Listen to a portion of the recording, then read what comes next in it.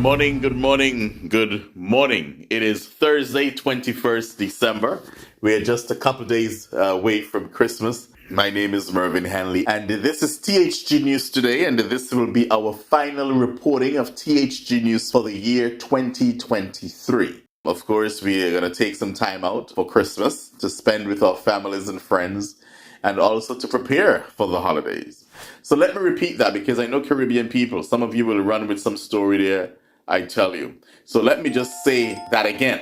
THG News Today, this is our last, as we have reported time and time again over the last couple of weeks, that today will be the day for the last THG News Today, right? As we have stuff to do just like you. So we're taking out this time to do that. And we'll be back with THG News Today the first week in January. Now, if there is breaking news, of course, we're here. We'll do that. We'll do the breaking news and we'll continue to cover what needs to be covered. But as far as the daily THG News Today, Monday to Friday, that will be suspended for the rest of the year, as we have been saying for the last couple of weeks. Yeah? I also want to say thank you to our major sponsor for THG News Today. That is Carl & Sons on St. Martin. Carl & Sons, they're always there, pretty supportive of THG Network, THG News Today. They have been sponsoring THG Network over the last, about 6-7 years, about there.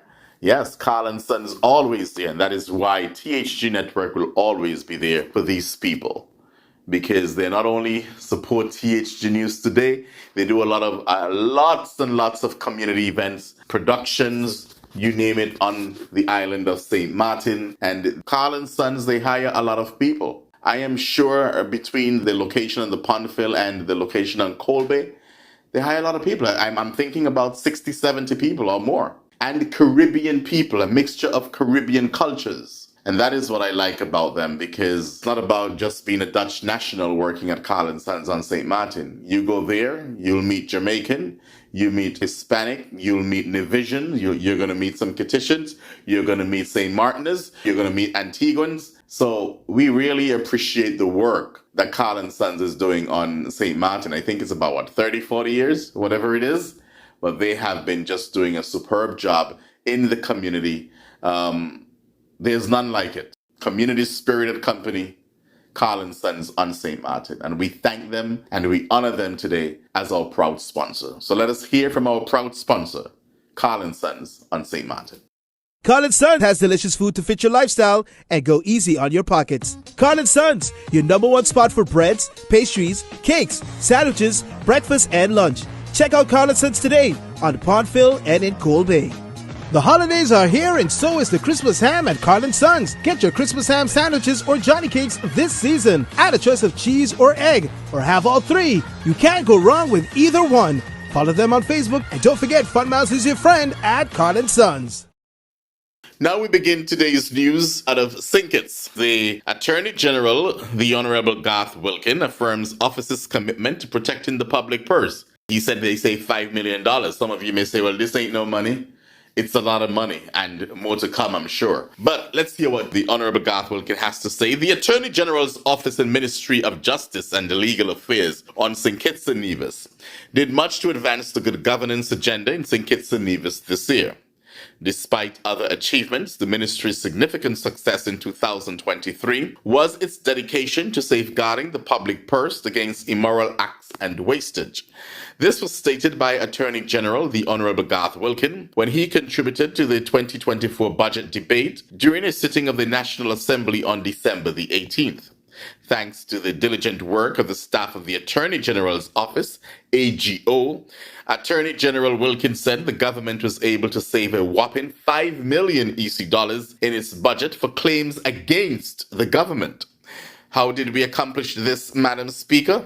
Simply by changing the attitude of the office by defending lawsuits against the state that needed to be defended, instead of the ridiculous policy of settling matters without fighting, just so certain unity-aligned lawyers could easily get their legal fees paid, A.G. Wilkin asserted. Oh, so that's what it was? So instead of fighting a case, we had lawyers who are associated or affiliated with the then unity government so that they can receive hefty legal fees? Oh, okay.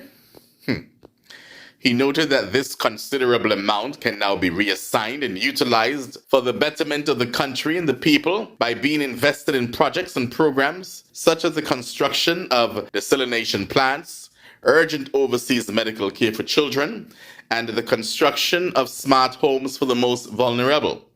The Attorney General stated that upon assuming office, he met an untenable situation where a whole industry of lawyers was suing the state for any and everything. The AGO's budget for claims against the government was like a money tree for some lawyers.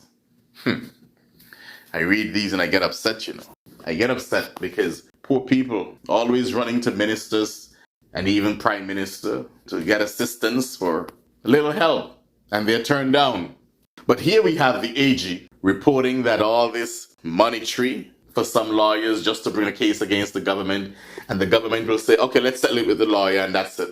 And they get a couple hundred, move off or run off with a couple $100,000 or whatever the case may be. That's why some politicians, I'm sorry, I just despise them. I just despise them. Let me continue to read this. Madam Speaker, the AGO's budget for outsourcing legal work was like a money tree for some unity cronies, the Attorney General said. Those trees have been uprooted. Some are upset. I don't care. That's their business. Protection of the public purse is our number one priority at the Attorney General's office. We're defending the people of St. Kitts and Nevis. Minister Wilkin lauded the hard work and dedication of the staff of the Attorney General's office and commended them for completely buying into the policy shift. This, he said, he hopes will continue in 2024. In 2024, we have made positions available so that we can continue to recruit more lawyers who are prepared to fight for you, said the Honorable Garth Wilkin.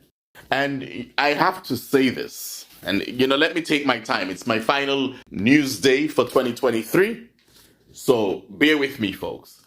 So the Honorable Garth Wilkin, when he first came into office, sworn into office, boy, he was like a bull in a china shop. He was Garth wanted, the Honorable AG wanted to lock up everybody, every politician you can think about. He was meaning like he was just on a rampage.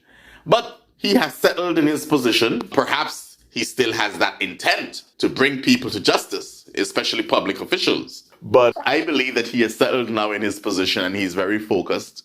And you can tell that he's no nonsense. He brought in a no nonsense director of public prosecution.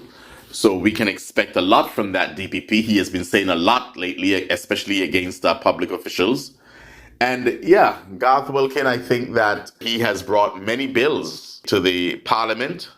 And over time, we'll see the fruits and how effective those bills are. And I do believe, and I'm saying this objectively, I can see Garth Wilkin being one of the most progressive and productive attorney generals that we have had on St. Kitts and Nevis. And I don't know him personally, so, it's not a biased statement, but I think it is a fair one to make that I believe that he has St. Kitts and Nevis at heart, and he will do well, and you just have to support him, yeah? You just need to keep away from certain politicians, though. Anyway, next year, we'll follow the Honorable Attorney General Wilkin on his mission for justice and democracy in St. Kitts and Nevis. Okay, let's now look at news from Antigua and Barbuda. Tourism Minister Max Fernandez unveiled ambitious plans for 2024, highlighting a crucial initiative aimed at enhancing the tourism experience. The minister expressed the need to expedite the installation of cordless kiosks, emphasizing their significance in accommodating the surge of visitors anticipated for the year. Let us hear from Minister Fernandez. Mr. Speaker, the other thing that we have planned for 2024 is that we have to get the cordless kiosks up and running. We're working very closely with the Minister for St. John's City East to ensure that we have everything in place. It is an expensive venture. I think it's about $4 million US all told to install it. But it's important for us to have it up when we are expecting, apart from the home porting now that's really getting big. We have the SIDS conference, which is going to see thousands of persons coming in. Right after that, we have World Cup cricket. And we have our own people coming home for Christmas and New Year's and so on. that want to move through quickly, because that is where things are going now. The minister stressed the urgency of having the systems in place before the expected influx of visitors. Let's hope that they are properly maintained. And I say this because for some reason, after new systems installed in a place in some of these Caribbean islands, you go back a couple months and half of the systems installed now. Yes, I'm using dialect here. They're not working. Half not working. And when you ask why, a path is missing or the system is down, sounds too familiar in different places you go across the islands. And then you may ask, how long would it take to fix? They'll tell you 5 months or some crazy number. And it's just there rotten. Minister Fernandez, I know that probably will not be him. And you know why? Because he has done a pretty good job over the years as the tourism minister for Antigua and Barbuda, I must say. He's just been phenomenal at his job. So I know you will ensure that those kiosks at the airports stay operational, even if you're not the minister responsible for airport operations. Yeah? Okay. And of course, yesterday we heard of the tragic incident there on Anguilla. Very unfortunate, very sad. A shooting incident at the Sandy Ground Cemetery. And we have a press release from the Royal Anguilla Police Force, and it reads as follows. And this was yesterday they sent this out. We regret to inform you of a tragic incident that occurred this afternoon, meaning yesterday, at the Sandy Ground Cemetery. During a funeral ceremony, a double fatal shooting took place, resulting in the loss of 2 lives and several persons sustaining injuries. The victims of this horrific incident include an 18-year-old male and a 74-year-old male whose lives were tragically cut short. Our thoughts and deepest condolences go out to their families during this difficult time.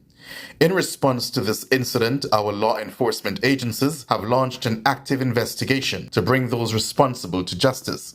We are committed to ensuring the safety and the security of our community, and we need your assistance in this matter. We appeal to anyone who may have witnessed the incident or has any related information to come forward. Your help is crucial in solving this case and preventing further violence in our community. If you have any question, please do not hesitate to contact us via telephone 264-497-5333 or 2333. Additionally, you can submit information anonymously via our website at www.gov.ai/911. Wow. Yesterday in Anguilla, funeral service at the cemetery, burying someone. And here you have idiotic, foolish, the words, the adjectives I can't use on here. Like, seriously? These... Oh man, condolences to the family. I mean, we can't even say much, but our hearts, I don't know these people, but I just can't imagine. This is just damn ridiculous. This is just damn insane. I just can't imagine. Our next story that I am going to present to you, the highly anticipated trial of former Premier Fahie. That's in a couple of weeks, yeah? As that trial approaches next month, his attorney, Theresa Van Vliet, is intensifying preparations. She submitted a comprehensive list of probing questions for the crucial jury selection process to the court last week, leaving no stone unturned. Fahie is charged with several counts of drug smuggling, money laundering, and racketeering, and is facing life imprisonment if convicted on the charges brought against him by the United States government. Among the critical questions proposed to potential jurors, the attorney explores their familiarity with the case and its key players. Her inquiry begins with whether prospective jurors have prior knowledge of Fahie or his co-accused, Olivine Maynard, who is expected to testify for the prosecution as its key witness. Jurors were asked, for instance, whether there is anything about the nature of the case or hearing whether there is a conspiracy charge to import a controlled substance and money laundering that creates any doubt in their mind about their ability to be fair and impartial jurors. They were also pressed on whether the nature of the case causes them to believe that the charges have merit, even before hearing the evidence. If the case was handed to you right now, how would you vote, guilty or not guilty? The attorney asked. The questions aim to gauge any pre-existing opinions or impressions formed by the jurors based on the awareness of the defendant and the case details. Looking further at potential biases, Van Vliet also examines the jurors' possible exposure to media coverage of the alleged crimes committed by Fahie. Meanwhile, the attorney also explores the jurors' backgrounds, including their residence, connections to the Virgin Islands, and experiences related to the case's subject matter. Notably, she examines any potential negative impacts jurors or their close associates may have experienced due to drug use or addiction, probing for insights that could influence their perspectives on the charges of conspiracy to import a controlled substance and money laundering. The series of questions extends to the jurors' professional lives, with inquiries into their education, employment, and involvement in sectors such as law enforcement, foreign government service, and areas relevant to the case, such as accounting or politics. Fahie's attorney also addresses the inherent challenge of unconscious bias by asking potential jurors about their perceptions of politicians and the ability to set aside any unconscious stereotypes. In her questions to the court, the attorney underscored the importance of jurors refraining from independent research, emphasizing the prohibition against internet searches and communication about the case. Fahie's trial is scheduled to get underway on January 8th in a Miami, Florida courtroom. So that is coming up, and you know I'm going to be on top of that case on January 8th. Starting on January 8th, we expect it to go for at least 2 weeks. Hopefully, if there are no delays. And Fahie will know his future, his fate, by the end of January. And you know, Fahie had everything going for him. He was a very likable premier. He was very popular in the British Virgin Islands. I mean, he was standing up to the British. Maybe one of the reasons why he's where he is today. But he was standing up against the British. He was a fighter. He was moving the BVI forward with all these plans. And I'm telling you, to know this, well, he's innocent until proven guilty. But those tapes and what we've heard and read thus far, but again, he's innocent until a jury can find him guilty. That is our news for today. Bring to a close our THG news ending for 2023. I want to thank you on behalf of our team. There is a team, you know. I'm the voice, but there is a team. Research team, production team. I want to thank you guys so much for making your contributions to THG News today. I want to thank my sponsor again, Carl & Sons on St. Martin. And I want to thank you, the listeners and the viewers, for always being there for THG, always supportive. And you know, another company that is always supportive of THG, and I must make mention again of them, I did so probably a few weeks back in our news, Best Buy in Anguilla and Cospro St. Martin, always supportive of THG as well, behind the scenes and all of that. So I want Anguillians for this Christmas season to go out in your numbers and shop till you drop at Best Buy in Anguilla, East and West End, and also Cospro on St. Martin. Yeah, and you'll hear much more about them, lots happening with them in 2024, and whatever we can do at this network to promote them and to highlight their products. We're here for all of that. So again, Maxine and the staff there at Best Buy, I want to wish you a very Merry Christmas. And to the listeners and the viewers, have a blessed Christmas, a bright and prosperous 2024. Make it a healthy one. I'm trying to do that a lot now. Exercising, dieting, you name it. So yeah, let's just have a healthy 2024 and encourage each other. Be more positive and peaceful with family and friends. It's that time. It's just not that time. It's not just that time, rather, for the season. But we have to make it into a new attitude, a new perspective. And you don't have to begin until January 1, because I don't believe in this nonsense about let's start from January 1, we're going to turn the page. That's not the way to turn the page. You're not going to turn the page just like that. It's a process. So why don't we begin that process now? Loving each other, caring for each other, forgiving each other, living in peace and harmony. Try that. Just try. We can try. Let's begin that process now. A process of healing. Yeah? Thank you again. Thank you for the year 2023. My name is Mervyn Hanley. This is THG News Today on THG Network. Have a good day. Merry, Merry Christmas.